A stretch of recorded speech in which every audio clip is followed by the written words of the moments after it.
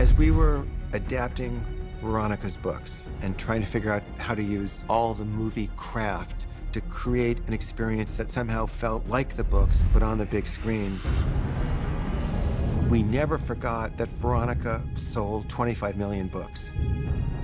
I'm always really open-minded to change, as long as it creates a better and stronger story. Janine claims you're all dangerous insurgents. If we were to combine forces, we'd be unstoppable.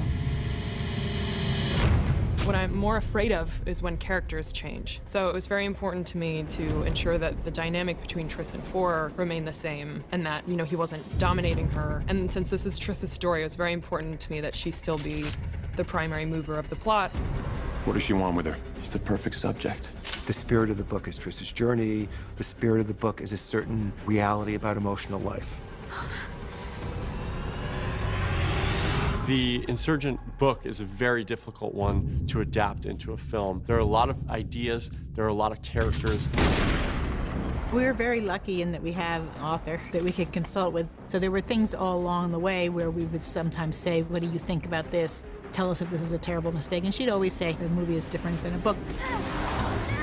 In the book, Triss is not different from the other Divergents, and she's not called out specifically by Janine.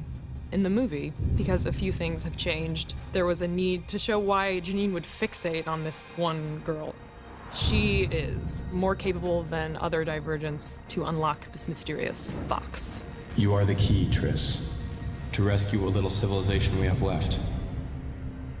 One of the pleasures of writing a screenplay is to think about how maybe 2 or 3 things get combined into one thing that can be stronger. What I liked about some of the changes in Insurgent is that in the book there's these series of simulations throughout. So there's Janine playing around with Triss's mind to try to create a simulation that Divergents are not immune to. That's all in the book. It's just spread out. But in the movie, they're all condensed and brought together by this one thing, this box. So it's a really elegant solution to what could have been a very problematic plot line for a movie. There's a lot more freedom in a book to do kind of a weird structure and to explain things slowly, but in a movie it has to be fast and it has to be concise and it has to be clear. So I think the box takes a lot of my favorite scenes from the book and kind of puts them in the same place at the same time. Dark times call for extreme measures. Go!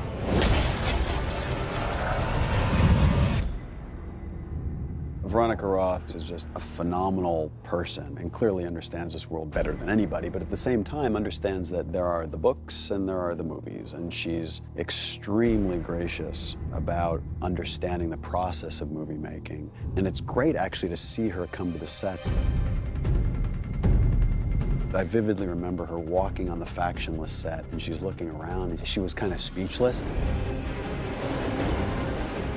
One of the things I like to see is just, you know, how expansive and beautiful and interesting the world can become when you show it on the screen. In the movie, you can show things in such great detail, and they can become so much bigger and so much cooler and so much stranger than you ever imagined. For me, that's been the best part of seeing this movie, is just how huge and crazy the world has become.